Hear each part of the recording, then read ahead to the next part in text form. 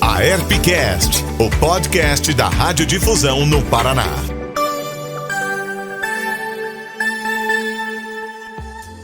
Olá, este é o 6º episódio do Herpcast e eu, Amanda Yargas, convido você para um bate-papo sobre o rádio e a TV e tudo o que acontece nos bastidores e também no ar.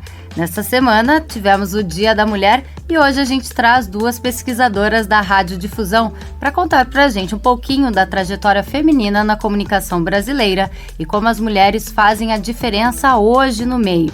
Temos aqui a Ariane Carla Pereira, professora de comunicação, pesquisadora de telejornalismo, análise do discurso e estudos de gênero. Bem-vinda, Ariane. Obrigada, Amanda, pelo convite, por estar aqui com você, com os ouvintes, né, para falar não apenas sobre rádio e televisão, mas sobre essa participação da mulher, né, e que a gente possa refletir de que maneira que os veículos de comunicação eles estão favorecendo a equidade entre os gêneros. Muito legal. E também temos a professora e pesquisadora do meio rádio, Juliana Gobbetti, que já esteve aqui com a gente na EP falando sobre o assunto das mulheres em outros momentos. Bem-vinda, Juliana. Obrigada, Amanda. Eu agradeço o convite. É um prazer conversar com você, conversar com a Ariane também, né? Ainda mais sobre esse tema que me é também tão caro, que é a participação das mulheres, né, no rádio. E toda essa contribuição que elas dão historicamente para o meio e que precisa ser aí valorizada, reconhecida, né, para que a gente possa ter, como a Ariane disse, cada vez mais uma equidade e os direitos das mulheres respeitados, né, na sociedade, nos ambientes de trabalho. Bom, vamos começar já no centro da questão. Ainda falta espaço para as mulheres na radiodifusão? A gente tem repórteres, apresentadoras à frente de uma série de programas, tanto de rádio quanto na TV, mas está conquistado já esse lugar feminino na comunicação? Eu acho que a gente tem dois cenários distintos. Em que sentido? No sentido de que as mulheres cresceram muito durante o final do século passado, né, sobretudo nas décadas de 80 e 90, a gente teve um crescimento vertiginoso das mulheres, tanto nos cursos de comunicação quanto nas redações. A gente chegou a ter momentos em que as mulheres eram maioria nos veículos de comunicação, sejam eles impressos, ou rádio, ou televisão, né?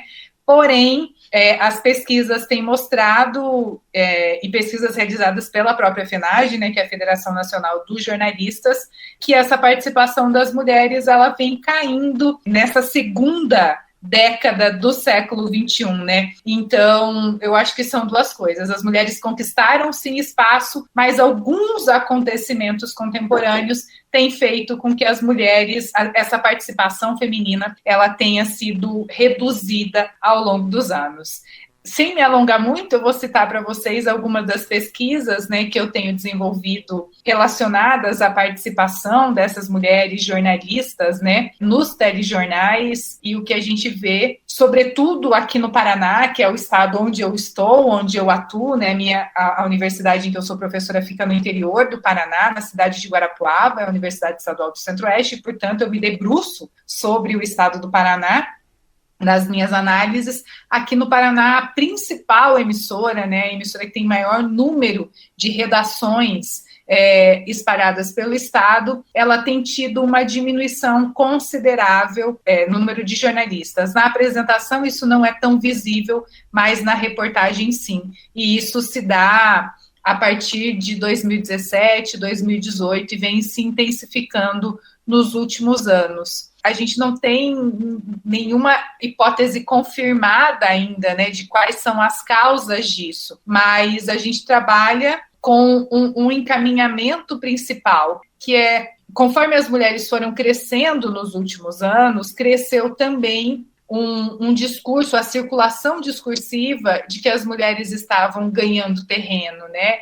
E essa participação ela começou a ser mais notada, até que num determinado momento, então, a gente começa a perceber uma espécie de reação, né? Meio como a lei da física, que para toda ação tem uma reação, as mulheres atuaram, e aí a gente tem uma atuação em sentido contrário, de bloquear um pouco essa participação da mulher, né? E quando a gente diminui o número de mulheres jornalistas, Amanda, a gente também acaba tendo uma diminuição do número de mulheres entrevistadas coincidentemente. E aí a gente pode perceber uma espécie de silenciamento da voz feminina e da imagem da mulher. Vamos, Ariane, deixar esse assunto um pouquinho mais para frente, que eu quero ouvir a Juliana falando dessa presença feminina dentro, né, do rádio, se a gente ainda tem esse espaço, se a gente tem mesmo espaço, e aí depois a gente puxa esse assunto de quem é que está falando nesse rádio, nessa televisão. Juliana. Eu concordo com a Ariane que as mulheres ganharam muito espaço, principalmente a partir das universidades, né, dos cursos de comunicação. Conforme os cursos se espalham pelo país, as mulheres conseguem acessar as redações a partir dessa formação, né, que era mais difícil antes, sem essa formação, para as mulheres terem esse espaço nas redações. As redações, se você olhar depoimentos das mulheres que estavam ali nos anos 60, nos anos 70, né, até o início dos anos 80, você vê que existia muito preconceito. Tem a primeira tese que a gente tem sobre rádio no Brasil, que é de uma professora da USP, que faleceu, a professora Gisela Urtrivano. Ela tem entrevistando professores de rádio, a tese dela é do início dos anos 90, e numa das entrevistas o professor fala claramente que as mulheres estavam ali na faculdade, na verdade, para arrumar marido, para se casar, e não buscando formação. E a gente está falando ali, fim dos anos 80, início dos anos 90, não é tão distante, né? Então eu acho que sim, as mulheres conquistaram muito espaço nesse período de tempo, nesse fim de século, nesse início desse século de agora, mas a gente tem uma barreira aí, eu acho que vale para o rádio, vale para a TV, conquistar um espaço em que funções, né? Quantas mulheres hoje a gente tem ainda, né? A gente tem nas direções, nas coordenações, nos cargos mais altos, nas chefias, né? Eu acho que essa é uma questão que a gente precisa olhar também. Que é também quem decide, quem define quem vai ser contratado, né? Exatamente. Então, eu acho que a gente tem essa questão, e aí puxando aqui a fala da Ariane também, que eu acho que ela levanta uma questão muito interessante, será, e aí eu até peço licença para a Amanda para colocar uma questão para a gente pensar em conjunto, será que essa diminuição das mulheres não tem a ver também com a precarização da profissão? Porque as mulheres, quando conseguem acessar o mercado, dar uma determinada fase, que vem a maternidade, quanto mais as mulheres estão, quanto mais os jornalistas vão ficando sem seus direitos trabalhistas, mais difícil é para essas mulheres se manterem no mercado de trabalho, né? Sem registro, sem férias remuneradas, sem esse tipo de condição mínima que a gente vê que vem sendo precarizada para o jornalista que está atuando no mercado de trabalho. Então, será que não existe também um pouco dessa relação? Eu acho que é uma questão que a gente pode levantar aí como hipótese para pensar, né? O quanto a precarização vai afetar de forma diferente as mulheres que atuam na radiodifusão. Eu acho que aqui a gente pode, então, fazer uma relação entre os dois temas que vocês trouxeram, né? Tanto a questão das mulheres em espaço de liderança e também, por isso, uma quantidade menor, né, de entrevistadas, né, que representam as instituições públicas e privadas, mas também falta ouvir o que elas têm a dizer como cidadãs e profissionais de referência, não é isso, Ariane?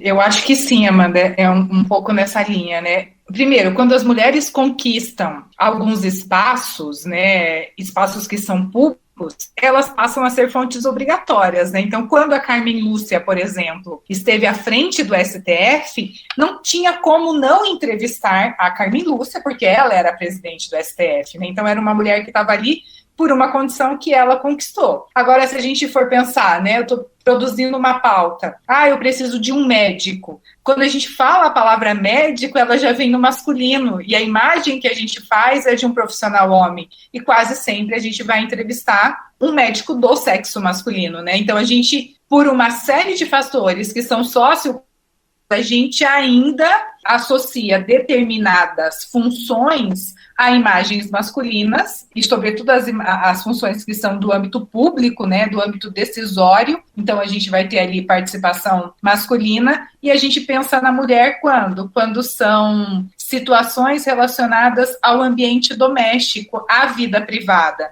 Então, se eu vou falar sobre educação, eu vou pensar não no pai, mas na mãe, que quem, em tese, acompanha mais a vida do filho. Veja, eu vou falar sobre economia, eu penso num economista homem, mas se eu vou falar sobre economia doméstica, eu penso na dona de casa, que é quem faz a ginástica para conseguir comprar todos os alimentos para ter o almoço e a janta na mesa todos os dias. Então, nessa perspectiva, é que nos últimos anos surgiu uma linha de estudos intitulada Jornalismo com Perspectiva de Gênero, que, embora tenha esse nome pomposo, ele nada mais é que, para cada assunto, a gente perguntar: essa pauta, esse acontecimento, ele influi e ele afeta de modo igual ou diferente a vida de homens e mulheres? Se ele afetar de modos diferentes a vida de homens e mulheres, a gente precisa não só trazer mas trazer o olhar dos dois, já que a gente toda hora no jornalismo diz que precisa dar os 2, 3, 4 lados na notícia. O lado de homens e mulheres não é o mesmo. E é muito engraçado isso, porque até você comentou sobre a Carmen Lúcia. Eu lembro que em 2007 ela foi a primeira mulher a usar uma calça no STF, e isso foi notícia. Então, eu não sei o que ela estava fazendo naquela época, digamos assim, o tema que ela estava julgando, ou qual comissão ela estava participando, mas eu sei que ela foi de calça ao STF. Isso antes dela ser a presidente ali do Supremo. Então, é muito engraçado. Se você for pensar, isso aconteceu ao quê? 15 anos atrás? Era notícia que a mulher estava indo trabalhar de calça. Então, qual que é esse parâmetro, né? Isso é tão relevante assim para a gente colocar. Isso não é recorte de gênero, né? Isso é mais uma afirmação de uma desigualdade, né? É justamente isso. Todas as vezes em que a gente pensa na mulher do ponto de vista masculino, a gente está reafirmando padrões identitários que são ligados ao machismo, né? Então, o uso da calça por uma mulher num ambiente em que a gente precisa demarcar o que é feminino e masculino, denota, então, que a gente está olhando para ela com modo diferente. E isso que você disse, da gente não saber qual era a matéria que ela estava julgando na época, mas saber que ela foi a primeira mulher a usar calça, mostra que mesmo a conquista das mulheres, quando é uma conquista que diz respeito ao corpo, porque eu ter direito a usar uma determinada peça de roupa diz respeito só ao meu corpo, é muito mais relevante do ponto de vista de interesse público do que o parâmetro profissional que ela tem, né? O que fez dessa mulher, ou essas mulheres, né, que hoje estão lá no STF, chegarem a serem ministras do STF? A gente sabe muito menos disso do que sobre uma coisa que é supérflua, que é o tipo de roupa que a gente usa.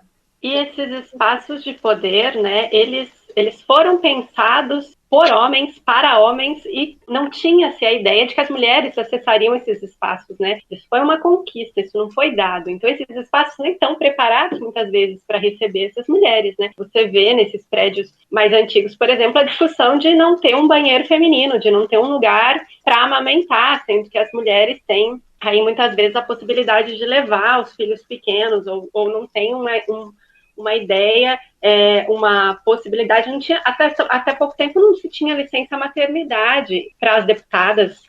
Então, se a gente pensar que isso tudo é muito recente, que são conquistas recentes, também nesses espaços de poder, né, que estão ali fazendo as leis, que estão julgando, que estão encaminhando aquilo que vai ser, como a sociedade vai seguir, a gente entende um pouco como é que está refletido nesses outros espaços. E aí eu acho que a gente tem que colocar uma outra questão para pensar, é que as mulheres são diversas, né? Ainda quando a gente fala que as mulheres chegaram, as mulheres conquistaram, quais mulheres que chegaram e conquistaram? Quem são as mulheres que hoje conseguem falar como entrevistadas no jornal, né? Quem são as mulheres entrevistadas, por exemplo, como médicas? Então, a gente tem que ter esse olhar, que esse recorte de gênero, essa perspectiva de gênero, ela tem que vir acompanhada de outras perspectivas, ela tem que vir acompanhada de um olhar para a classe, de um olhar para a raça, de um olhar para a etnia, de um olhar mais amplo, de um olhar para as deficiências, né? De um olhar mais amplo, para a gente sempre entender que a conquista das mulheres, ela vai avançando, sim, a gente pode pensar em conquista das mulheres, mas sempre considerando que ainda há mulheres avançando e há mulheres que estão ficando um pouco mais para trás, né? Para que a gente possa avançar, sim, mas ir puxando umas às outras sem deixar ninguém para trás. Eu acho que esse é um olhar que a gente tem que sempre ter o cuidado de ter, né? E, Juliana, você também pesquisou como o jornalismo pode ser, né, essa ferramenta de conhecimento, de trazer para as mulheres uma perspectiva dos seus próprios direitos. Nesse sentido, o rádio pode ser esse veículo de cidadania também, né? Exatamente. E na minha pesquisa, uma coisa que ficou muito evidente é a questão da formação do jornalista para pensar essa perspectiva de gênero nas pautas. Então, o programa que eu pesquisei, ele é um programa da Rádio Câmara de Brasília, um programa que na época era relativamente recente, ele foi pensado em 2016, foi iniciado ali em 2017, ele me chama a atenção na época da pesquisa exatamente porque a gente tinha ali uma Câmara muito conservadora, né? E o programa se anunciando como um programa com perspectiva de gênero, eu pensei, o que vai sair ali nesse programa? O que vai ser discutido ali dentro dessa pauta? E com que perspectiva de gênero, né? E, na verdade, quando eu comecei a escutar e acompanhar, eu vi que havia um esforço muito grande das profissionais exatamente em informar no sentido de levar para as mulheres o conhecimento sobre aquilo que estava sendo discutido na Câmara sobre seus direitos, sobre tudo aquilo que influenciava a vida delas diretamente, mas também, de certa forma, indiretamente, né? Então, elas trabalharam muito isso nas questões mais amplas, sociais, que a gente vê que são questões de gênero, até as mais específicas ali da legislação. E, nesse sentido, quando eu entrevistei as profissionais e outros profissionais, tem muitos homens que colaboram com esse programa também, né, os jornalistas homens, eu vi que tem essa questão da formação para pensar, para olhar para o gênero, porque muitos jornalistas já com anos de carreira falaram, olha, foi mais recente que eu comecei a olhar por esse viés, foi mais recentemente que eu entendi, que eu comecei a ter essa perspectiva, que eu comecei a trazer essa perspectiva para as minhas pautas, que isso me foi colocado muitas vezes. Muitos deles me disseram, me foi colocado pelas minhas filhas adolescentes. Então, eu acho que esse também é um movimento muito interessante, né? De como a gente vai vendo que existe uma mudança social acontecendo e que está impactando mesmo quem antes estava fora desse olhar para o gênero. E que a gente tem que levar isso já, enquanto professoras, para a formação dos estudantes, para que eles cheguem, né, melhor preparados para essas discussões quando eles entram nos veículos. A gente tem um relatório disponibilizado aí pela Associação Brasileira de Jornalismo Investigativo, a ABRAGE, sobre os ataques sofridos por mulheres durante o exercício da profissão. Entre estes ataques que foram registrados, né, porque a gente também tem aí a gente pode discutir também quantos deles são que chegam até algum registro, né, mas dos registrados, foram 79% que quem promovia esse ataque usou discursos que tentavam difamar ou humilhar as vítimas, né, com esse recorte de gênero. A gente fala muito sobre as mulheres que cobrem os esportes, mas em cerca de 60% dos casos, a jornalista estava cobrindo temas políticos. É claro que existe hoje um desrespeito generalizado com o jornalismo no meio político, e essa é uma outra conversa que a gente também não teria como discorrer hoje, né? Mas a diferença é que as mulheres são atingidas de forma pessoal, né? Então, se fala sobre a sexualidade dessa mulher, se fala sobre o valor dela como mulher, se fala sobre onde ela deveria estar ou o que ela deveria estar fazendo. Ariane, você pesquisa esse assunto do assédio, né? Como isso tem se acirrado nos últimos anos? A gente tem um crescimento ano a ano desde 2018, no comparativo, né, de 2018 a 2019, 2019 com 20, 20 com 21, a gente tem um crescimento contínuo e constante do número de jornalistas que são vítimas de violência. Dentre todos esses jornalistas, a maior parte deles são mulheres. E aí, dentro dos números da ABRAGE, a gente tem esse ataque que é mais do campo pessoal, durante o exercício da profissão mesmo, né? Então, a mulher está lá fazendo uma entrevista ou está esperando alguém para entrevistar, ela está no exercício profissional dela e ela é atacada ali ou pelo entrevistado ou por pessoas que estão nos arredores, né? Ataques que são físicos em alguns momentos, né? São agressões físicas, em outros são difamações, mas se a gente for ampliar esse número, né, de violências com o que as mulheres sofrem nas redes sociais, as mulheres jornalistas, ao publicarem os seus trabalhos nas redes sociais, sejam pessoais ou trabalhos dessas mulheres publicados nas redes dos veículos de comunicação, esse número sobe alucinadamente mais, porque no ataque interpessoal, né, quando a mulher está na rua fazendo essas reportagens, a gente sabe quem é o agressor. Mas na internet, com a questão de a gente ter perfil falso, não conseguir chegar até essas pessoas, é um campo de impunidade. Então, as pessoas se veem muito mais encorajadas, digamos assim, a fazer esse tipo de ataque, esse tipo de agressão, né? E essa agressão quase sempre não diz respeito a tentar desmentir, por exemplo, o que a mulher está dizendo com outros dados, refutar os dados e a apuração apresentada nessas reportagens, né? A agressão diz respeito à vida privada dessas mulheres, então elas são chamadas por expressões de baixo calão, as ofensas, elas visam denegrir a imagem dessas mulheres, e essas agressões, elas se dão transvestidas por conta dessa pseudo-impunidade, na medida em que as pessoas não são identificadas. E aí eu acho que talvez seja possível a gente fazer uma relação lá com a primeira pergunta, se as mulheres estão aumentando, né? Se o número de mulheres repórteres e apresentadoras é maior ou menor.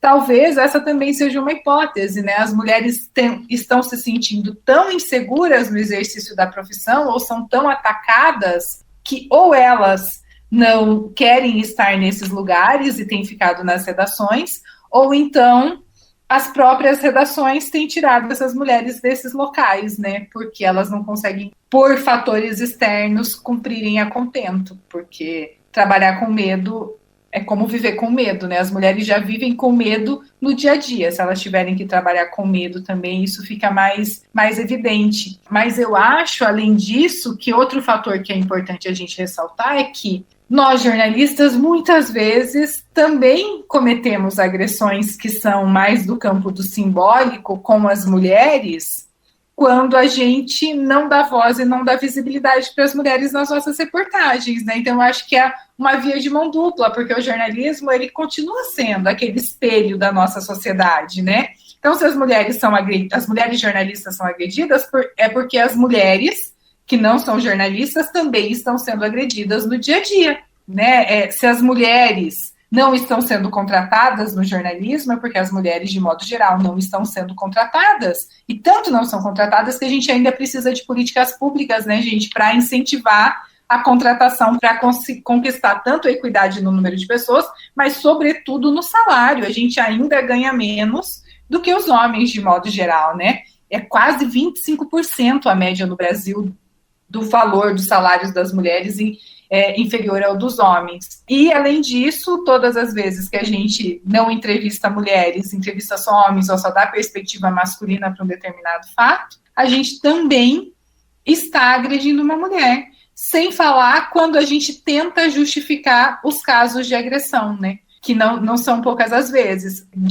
Foi no ano passado que também o STF, analisando uma matéria, disse: opa, não dá para, nesse momento do século XXI, a gente tentar justificar um feminicídio ou uma tentativa de feminicídio com a tese da passionalidade, do amor. É um crime de ódio, não é um crime de amor. E quando a gente fazia isso, seguindo a polícia ou não, nós jornalistas, a gente também estava cometendo uma violência simbólica com essa mulher, né? E reafirmando os ideais que são os ideais do machismo. Se eu posso complementar, eu acho que exatamente cabe ao jornalismo e a esses espaços de produção que hoje ultrapassam os meios de comunicação tradicionais, né? Nesse sentido, por exemplo, a gente fala em rádio, mas a gente tem que ampliar a ideia de rádio para mídia sonora. A gente tem um universo de podcasts aí. Essa fala da Ariane me lembrou muito a questão daquele podcast que ficou bastante conhecido, né?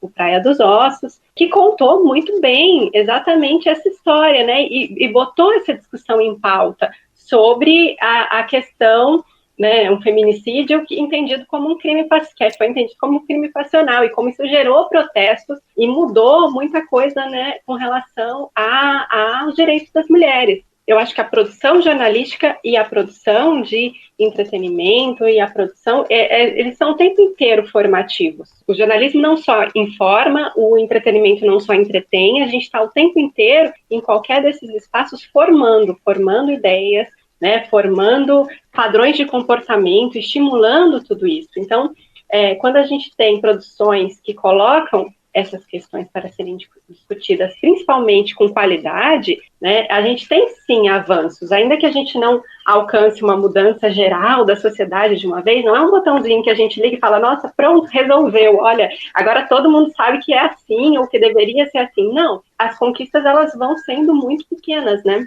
mas se a gente vê esse avanço, eu acho que é preciso, né, lutar para ter esse avanço, porque também não adianta a gente dar as coisas como fatalidades, né, quer dizer, não se resolve, não vai mudar, é assim, é cultural, não é, isso é possível de ser mudado. E aí, nesse sentido, sim, eu vejo muito que o jornalismo tem esse papel de dizer para as mulheres quais são os direitos delas, tem o papel de dizer para os homens, sim, repensarem comportamentos, e para as mulheres repensarem também seus comportamentos, porque a gente reproduz comportamentos machistas, né, que a gente é ensinada a isso desde muito cedo, né, a sociedade cobra muito das mulheres, e eu acho que a Ariane falou, né, quer dizer, os ataques são pessoais, são ataques à moral. Se você vê os homens que são figuras públicas, mesmo quando fazem atos que poderiam ter sua moral questionada, na verdade eles são ovacionados por outros homens, por outros grupos de homens. E as mulheres não, né? Elas são ofendidas de todas as formas, muitas vezes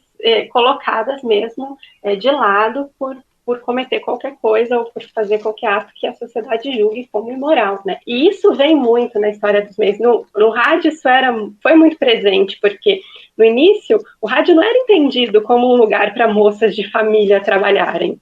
Mulheres que trabalharam no rádio muitas vezes depois acabavam se casando com outros profissionais artistas ou que trabalhavam nesse meio e paravam de trabalhar, porque aí elas, enfim, se casaram, assumiram a família, né?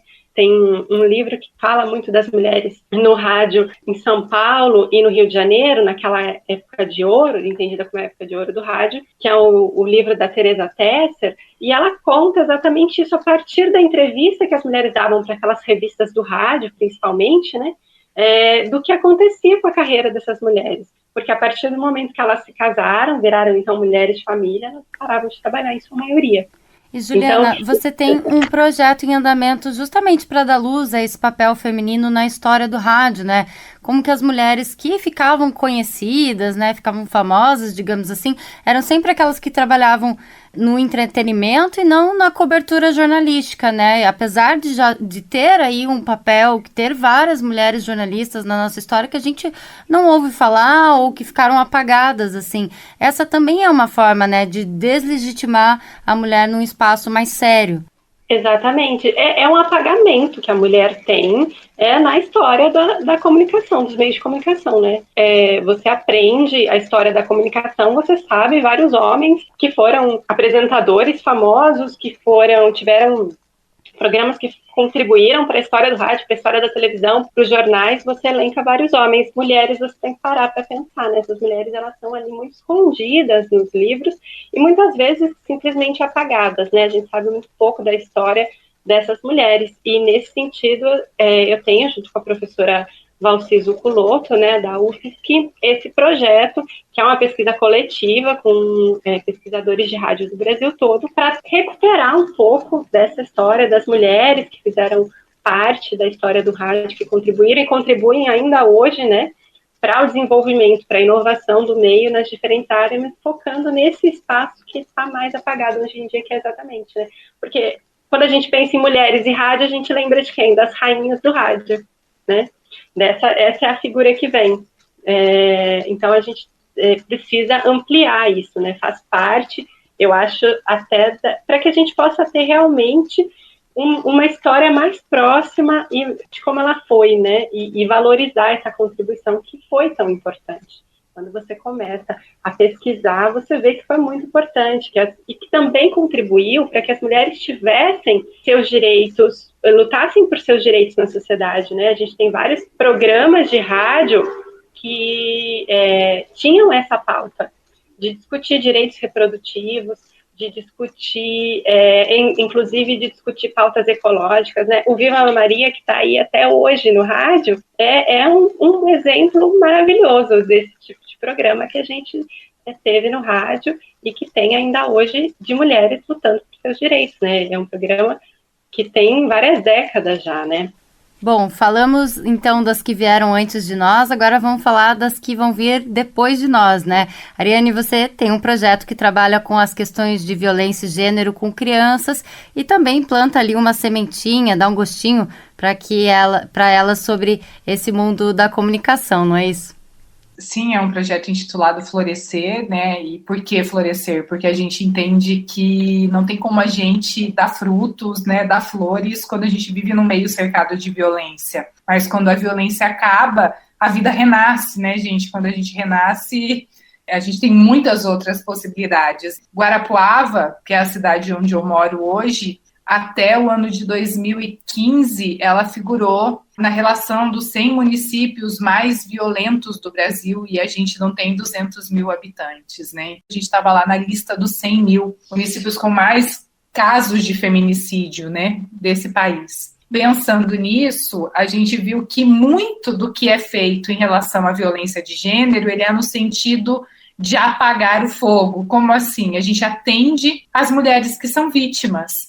Mas se a gente continuar só atendendo as mulheres que são vítimas, a gente vai sempre fazer isso e a gente não vai mudar a nossa realidade, né? Então, é nesse sentido que a Unicentro, a partir desse projeto, em parceria com a Prefeitura Municipal, começou a ir para as escolas para desenvolver esse projeto que é o Florescer, em que a gente vai falar sobre a violência contra a mulher com as crianças de 8 e 9 anos, alunos do 3º ano do ensino fundamental 1. E aí, com essas crianças, a gente começa sempre de uma maneira muito lúdica, pensando na idade, né, e na maturidade que elas têm. Começa falando sobre o Estatuto da Criança e do Adolescente, porque lá estão discriminados os direitos e os deveres dessas crianças e, consequentemente, também os direitos e os deveres do Estado e da família, né, em relação a elas, nessa tríade, né, Estado, família e crianças. E isso nos possibilita fazer com que eles comecem a pensar como é que dentro de casa todo mundo tem direitos iguais, não tem, a mãe e o pai trabalham, quem é que quando chega em casa cansado vai cozinhar, quem é que vai limpar, e a partir dessas diferenças que eles vão percebendo entre os direitos e os deveres que os pais e as mães têm dentro de casa, a gente começa então a falar para eles que, diferente do que as pessoas falam, a gente não vive numa sociedade em que a gente tem igualdade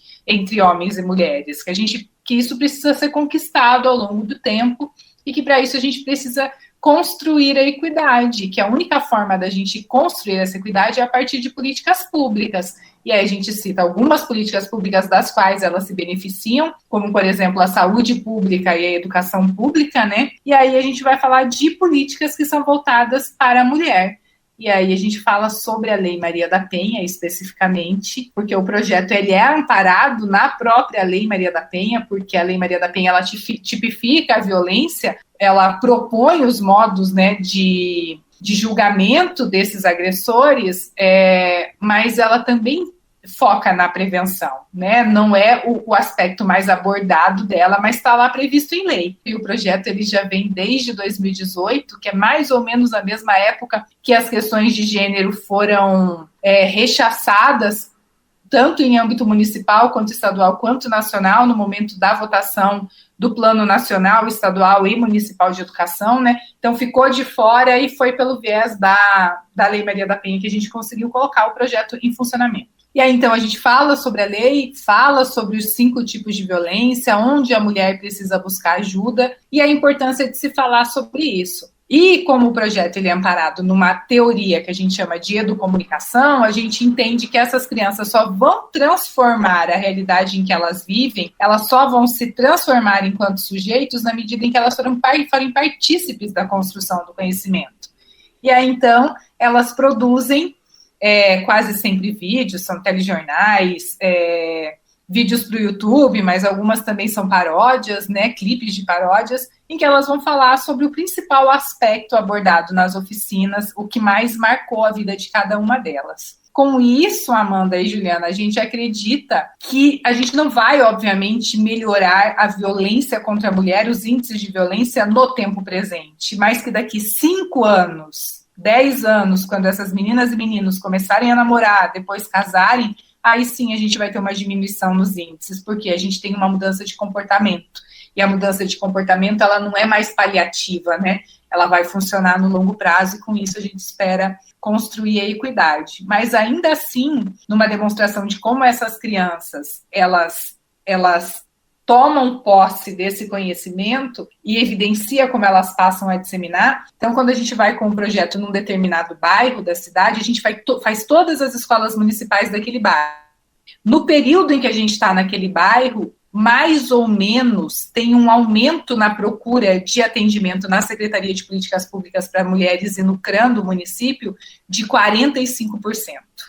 Então, ou seja, a criança, ela não fica com o conhecimento, ela leva para a mãe, ela leva para a tia, para a vizinha, ela vai duplicando, e isso faz com que essas mulheres também busquem ajuda, e elas dão possibilidades, então, para que as mães ou conhecidas rompam o ciclo da violência, porque as crianças são tão afetadas quanto as mulheres, né? E isso, então, para mim, é o mais bonito, né? Pesquisar é maravilhoso, porque me dá subsídios, e trabalhar com jornalismo com os meus alunos em sala de aula também, mas é quando a gente vai para a comunidade, essas crianças mostram a capacidade de resposta que elas têm aos problemas sociais, faz com que a gente efetivamente perceba que é possível transformar o social, né? Transformar a nossa realidade. Eu tenho confiança de que antes de que eu morra ainda, eu vou ver uma sociedade melhor, uma sociedade com mais equidade, e que a gente não vai chorar a vida de nenhuma mulher, né? Só para eu encerrar aqui, eu estou me estendendo, no dia, né, em que a gente faz esse podcast aqui, uma funcionária da Unicentro, que é a universidade onde eu trabalho, ela sofreu uma tentativa de feminicídio dentro do campus da universidade pelo marido, que também era funcionário de um ambiente de formação do conhecimento, né? E eu só trago esse exemplo para que as pessoas percebam que a violência contra a mulher, ela não tem idade, ela não tem classe social, ela não tem raça, ela não tem escolaridade, né? Então, são pessoas que têm acesso ao conhecimento e que ainda assim esse tipo de violência acontece. E aconteceu por quê? Porque o homem não aceitou a separação. E não aceitando, ele achou que ele tinha o direito de matar essa mulher. É um caso extremo, né, mas que ele ainda é muito recorrente. Vale lembrar que o Brasil é o quinto país do mundo com o maior número de feminicídios, né, que é a morte de mulheres pelo simples fato de serem mulheres. É um crime de ódio contra nós, né. Eu queria adicionar, a Ariane traz esse caso que é muito triste, mas ao mesmo tempo muito comum, né, de homens que acreditam que têm a posse de suas companheiras, né, e não aceitam a separação.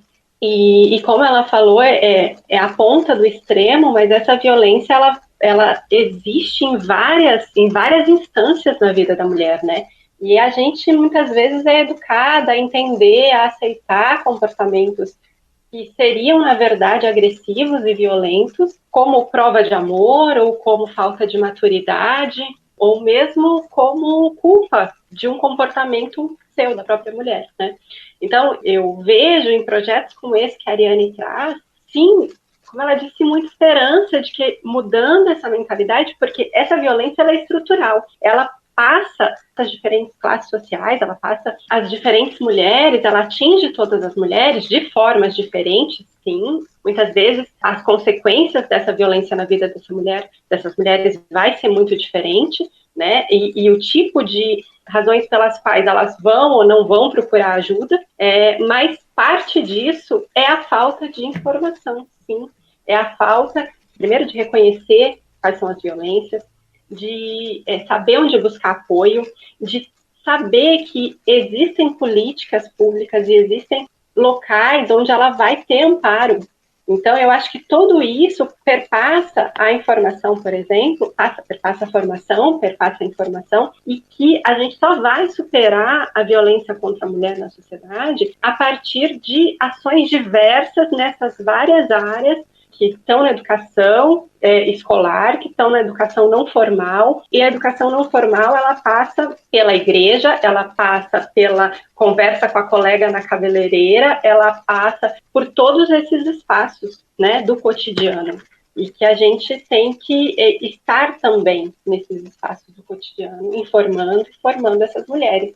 né? Isso cabe ao jornalismo, eu acho que a comunicação ajudar a dar as bases para que essa informação seja sempre o mais precisa, o mais relevante e o mais abrangente possível, né?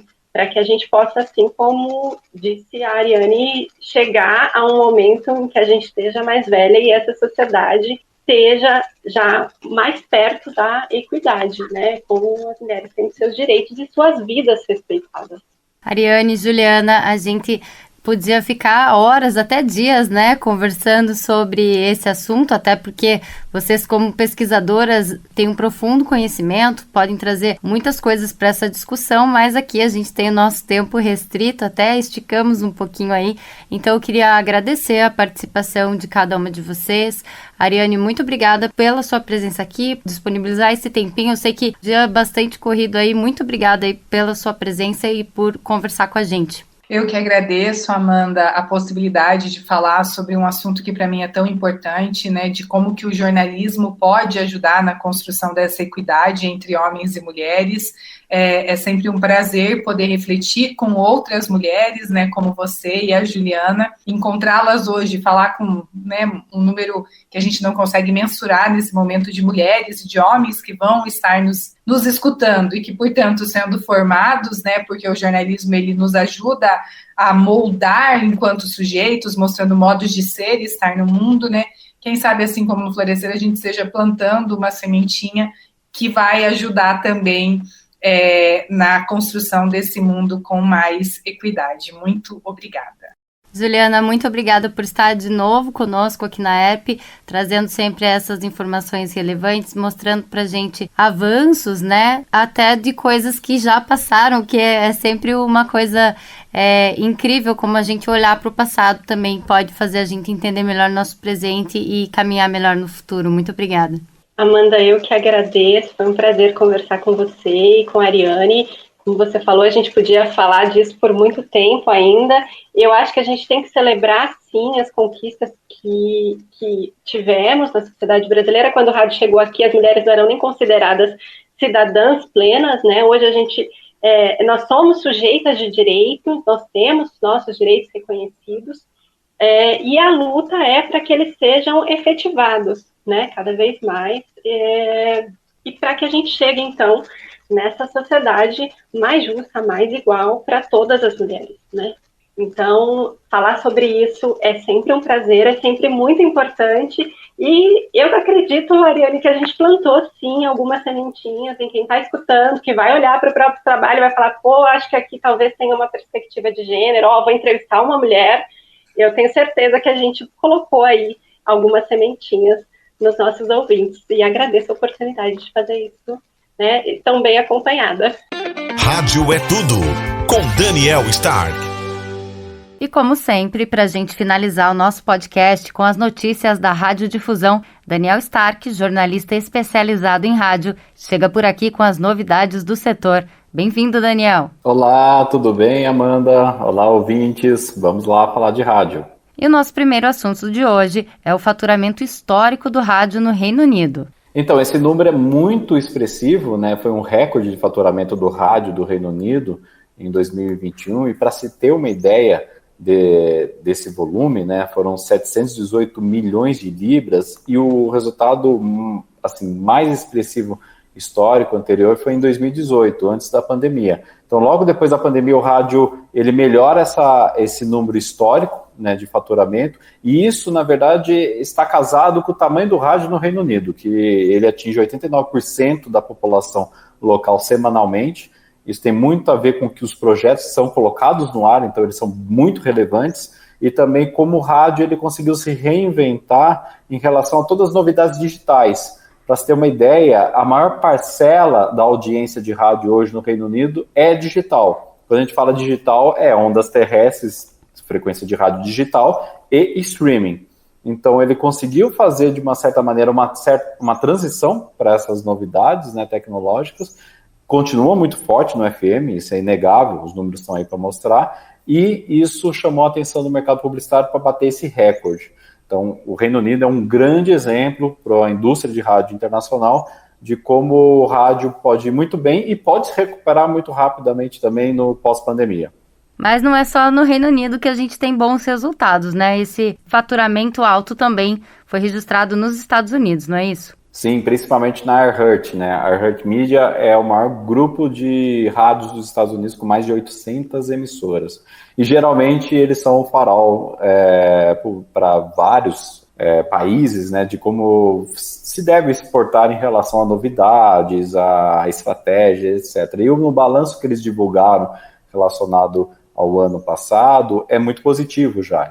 Eles já recuperaram das perdas da pandemia na fase mais aguda de 2020 e estão com projeções assim muito positivas para os próximos períodos, né, para o próximo ano. E muito tem a ver também com o digital. Eles ampliaram muito a receita digital, mas também tem um crescimento significativo da, digamos, forma tradicional de se fazer rádio, que é pelo FM, pelo AM, com os spots comerciais que todos nós conhecemos muito bem. Então tem uma recuperação em várias frentes, e não é só da iHeart. Outros 2 grupos também demonstraram balanços positivos.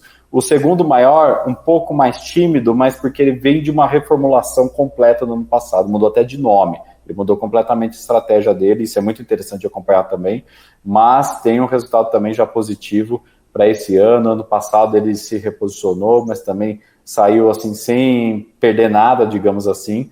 Então isso é muito legal. São grandes mercados, como o Reino Unido também que a gente comentou, serve de farol para a gente ver como que está se movimentando lá fora, justamente para a gente ver que o meio rádio, ele está longe de ser um problema, ele na verdade é uma solução, e isso pode impactar também aqui, assim que a gente sentir uma retomada mais forte na questão econômica, com certeza vamos ver vários resultados positivos de quem estiver trabalhando direitinho aqui no Brasil. E por último, o conflito no leste europeu continua movimentando a radiodifusão, mostrando a força do meio. Conta os detalhes pra gente, Daniel. Pois é, a gente está acompanhando toda essa movimentação do nosso setor em relação à guerra na Ucrânia, né? E são várias as iniciativas, a gente até comentou no ARPcast da semana passada sobre algumas iniciativas de auxiliar a população local, por parte das rádios ucranianas e também por parte de outras rádios internacionais, o fechamento de rádios também na Rússia, mas nesse caso a gente traz alguns exemplos de solidariedade, né? Aqui no Brasil tivemos a Antena 1, né, a rede Antena 1, através da emissora de São Paulo, que alterou as cores do seu logotipo e apoiou manifestação que pedia a paz. Na Holanda, 10 rádios se reuniram para fazer arrecadação de dinheiro mesmo, para enviar para as pessoas na Ucrânia. É uma ação que chamam de Rádio 555, e já foi feita outras 2 vezes também em grandes crises internacionais, como por exemplo tsunami na Ásia, ou também os acontecimentos lá no Haiti, né, do terremoto do Haiti. Então essa campanha retornou, foi feita agora nessa última segunda-feira, e envolveu 10 grandes rádios da Holanda. E nos Estados Unidos nós tivemos a Ucrânia FM, que na verdade foi uma rádio de formato pop de uma cidade dos Estados Unidos que tem uma comunidade ucraniana muito grande, e ela alterou o nome no final de semana justamente para também fazer campanhas de arrecadar mantimentos, arrecadar doações para ajudar os ucranianos nessa crise humanitária. Então são assim rádios movimentando de várias maneiras, né? A gente fala desde a cobertura do o fato jornalístico em si, como também rádios de locais diferentes, como é o caso da Antena 1 aqui longe, né, locais distantes da Ucrânia, o caso da Antena 1 ou essa rádio norte-americana, que de alguma forma está se movimentando em relação ao conflito, para tentar ajudar de alguma maneira. Esse então, Daniel Stark, especialista que nos acompanha aqui toda semana. Obrigado pela sua presença. Até a próxima, Daniel. Até a próxima. E também obrigada a você por nos acompanhar até aqui. Toda semana a gente traz um episódio novo com assuntos relacionados à radiodifusão. E você, profissional do meio ou entusiasta do rádio e da TV, pode mandar a sua sugestão para a gente trazer informação, novidades e muito mais. Até logo! Você ouviu a ARPcast, uma produção da ARP, Associação das Emissoras de Radiodifusão do Paraná.